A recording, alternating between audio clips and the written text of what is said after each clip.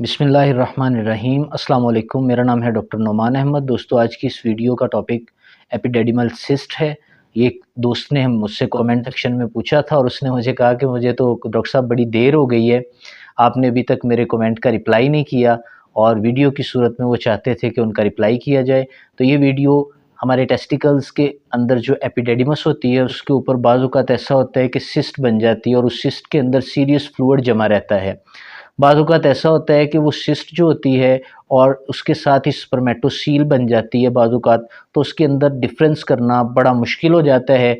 Doctors को ultrasound करना पड़ता है और उसमें से फ्लूइड को लेके चेक करना पड़ता है कि ये स्पर्मेटोसील बनी हुई है या एपिडेडिमल सिस्ट बनी हुई है। हमारी बॉडी स्ट्रक्चर जो होता है, हमारी स्क्रोटम के अंदर टेस्टिकल्स होते हैं, उन टेस्टिकल्स में से किसी एक पर भी ये सिस्ट बन सकती है और ये मर्दाना बांझपन की सबसे बड़ी वजह होती है।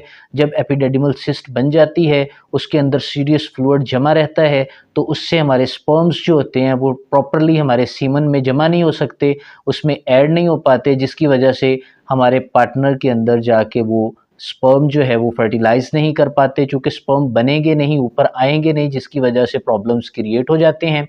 एपिडेडिमल सिस्ट जो होती है, बाज़ औक़ात हमें इससे टेंशन नहीं लेनी चाहिए और बाज़ औक़ात ये टेंशन का सबब बन भी जाती है। आज आपको इस वीडियो के अंदर इसके काज़ेज़ बताऊँगा, इसकी अलामात बताऊँगा और होम्योपैथिक मेडिसिन्स के बारे में डिस्कस करेंगे। साथ ही हम जानेंगे कि गोनोरिया क्या होता है और गोनोरिया की वजह से हमें एपिडेडिमाइटिस क्यों हो जाती है, एपिडेडिमाइटिस की काज़ेज़ क्या हैं, उसकी वजह और उसकी अलामात को हम डिस्कस करेंगे। सबसे पहले हम ये जानते हैं कि एपिडेडिमल सिस्ट क्या होती है। जैसा कि मैं आपको पहले बता चुका हूँ, हमारी बॉडी में होने वाली एक ओवर ग्रोथ होती है जो कि टेस्टिकल्स के एरिया के अंदर अमूमन हो जाती है, और टेस्टिकल्स के एरिया में होने वाली इस इन्फ्लेमेशन के अंदर, इस सूजन के अंदर, इस सीरियस फ्लूइड भरे रहने के एक पूरे स्ट्रक्चर के अंदर एक ख़ास किस्म का फ्लूइड भरा रहता है, जो बाज़ औक़ात हमारे बॉडी फ्लूइड के तौर पर भी जाना जाता है, और बाज़ औक़ात छाले के अंदर ये फ्लूइड जो है वो अक्सर मौजूद होता है। ये फ्लूइड जब वहाँ पर सिस्ट के अंदर शामिल हो जाता है तो वहाँ पर एपिडेडिमल सिस्ट को बना देता है। एपिडेडिमल सिस्ट के अंदर ये ट्रांसपेरेंट फ्लूइड और बाज़ औक़ात ये दर्द का भी सबब बनता है। इसकी सबसे बड़ी वजह जो है वो तो अननोन है, हम जानते ही नहीं हैं उस वजह के बारे में कि क्या वजह है। लेकिन उसके बाद जो सबसे बड़ी वजह आती है वो ट्रॉमा है। बाज़ औक़ात ऐसा होता है हमें टेस्टिकल के एरिया पे कहीं चोट लग जाती है, चोट की वजह से हमें ट्रॉमा हो जाता है, गाड़ी में बैठे हुए धचके लगते हैं, उन धचकों की वजह से भी हमें ट्रॉमा होने के चांसेस होते हैं और उससे भी ये सिस्ट बन सकती है। फिर टेस्टिस में अगर इन्फेक्शन हो जाता है, गोनोरियल इन्फेक्शन हो जाता है, तो उसकी वजह से भी दोस्तों हमारी बॉडी के अंदर ये सिस्ट देखने में आई है। इसी तरह अगर गलत सर्जरी परफॉर्म हो जाती है तो उसकी वजह से भी हमें ये सिस्ट बनने के चांसेस होते हैं। बाज़ औक़ात ऐसा होता है कि हमारी जो टेस्टिकल्स हैं उनकी ट्यूब्स बंद हो जाती हैं, जो ट्यूब्स होती हैं उसके बंद होने की वजह से भी हमें इसका सामना करना पड़ सकता है। ये जो शक्ल आपको दिखाई दे रही है, इसके अंदर सबसे टॉप पे अगर देखा जाए तो एपिडेडिमस का हेड है, जिसको ए का नाम दिया गया है। जो बी नंबर पे आ जाती है वो एपिडेडिमस की बॉडी होती है, और जो सी है वो एपिडेडिमस की टेल होती है, और जो डी डायग्राम में बताया गया है वो एपिडेडिमस वास डिफरेंस होती है, उसे डक्ट डिफरेंस भी कहा जाता है। वो वास डिफरेंस दोस्तों डक्ट डिफरेंस के साथ अटैच होती है और उसने एपिडेडिमस में से जो स्पर्म्स निकलते हैं उनको कैरी करके टॉप तक लेकर जाना होता है।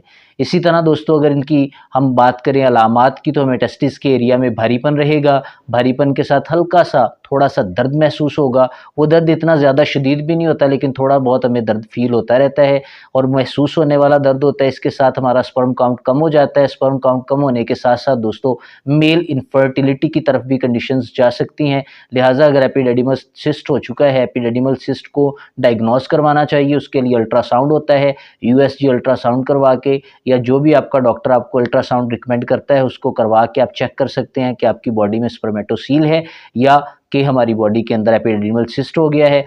अगर एपिडेडिमल सिस्ट होगा तो उसके अंदर ट्रांसपेरेंट फ्लूइड होगा, और अगर आप बात करें स्पर्मेटोसील की, तो स्पर्मेटोसील के अंदर मिल्की सा थोड़ा सा दूधिया फ्लूइड भरा रहता है, लेकिन ये आपका डॉक्टर ही आपको ठीक से डायग्नोस कर सकता है कि आपको स्पर्मेटोसील हो चुकी है।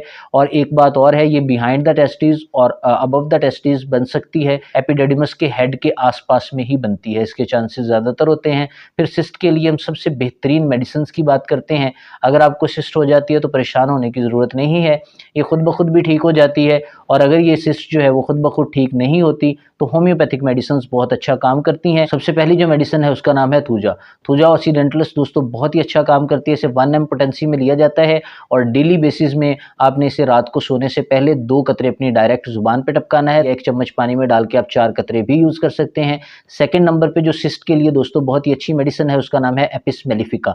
एपिस मेलिफिका को दोस्तों 6 एनसी में सिस्ट के लिए यूज किया जाता है, या आप इसे 30 CH पोटेंसी में भी यूज कर सकते हैं। अगर आपको 6 CH पोटेंसी में अवेलेबल नहीं है तो आप 30 CH पोटेंसी में 2 कतरे सुबह और 2 कतरे रात को अपनी जुबान पे टपकाएं। इंशाल्लाह ताला आपका सिस्ट का मामला आहिस्ता आहिस्ता रिकवर होने लग जाएगा।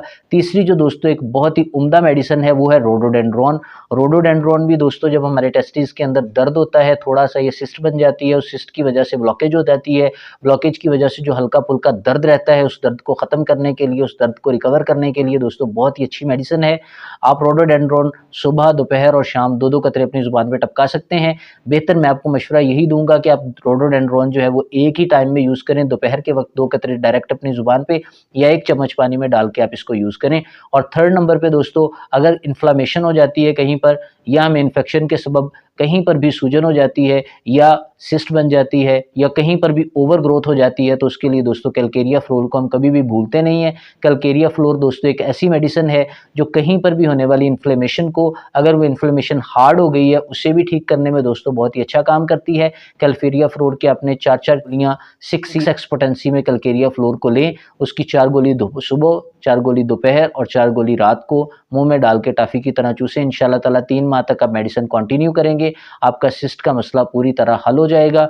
दूसरे नंबर पे दोस्तों अगर ग्लोरियल इन्फेक्शन की वजह से एपिडेडिमाइटिस हो गई है, एपिडेडिमाइटिस के लिए और साथ में सिस्ट के लिए दोस्तों एक बहुत ही उम्दा कॉम्बिनेशन होता है जिसको यूज करवाया जाता है। बाकी मेडिसिन आपने एपिडेडिमाइटिस के केस में, एपिडेडिमाइटिस के केस में वैसे ही लेनी है, जस्ट आपने एपिस मेलिफिका जो है वो यूज नहीं करनी, और साथ में एक कॉम्बिनेशन आपने यूज करना है जिसके अंदर आपने सबसे पहली मेडिसिन जो डालनी है उसका नाम है calendula mother tincture, एक्टिनिशिया mother tincture, और साथ में दोस्तों आपने टाइनोस्पोरा मदर टिंचर और एजार्डी रेक्टा इंडिका मदर टिंचर, इन चारों मेडिसिन को आपने इक्वल पोटेंसी में मिला लेना है, इक्वल क्वांटिटी में मिला लेना है। मदर टिंचर लेने हैं, मदर टिंचर क्यू पोटेंसी को कहा जाता है, और मदर टिंचर की आपने इक्वल क्वांटिटी मिला लेनी है। और उसके बाद आपने दोस्तों डेली बेसिस पे इसके 20 कतरे 1/4 कप पानी में डाल के सुबह, दोपहर और शाम यूज़ करने हैं।